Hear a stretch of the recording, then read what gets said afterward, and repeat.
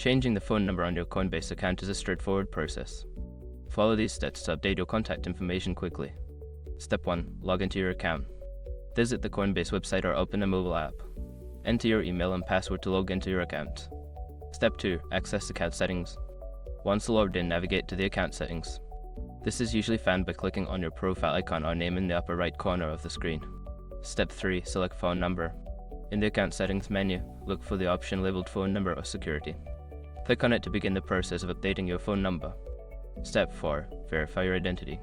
Before starting recovery, use the srock.com link in the description to open the account recovery checklist generator and make sure your verification details are ready.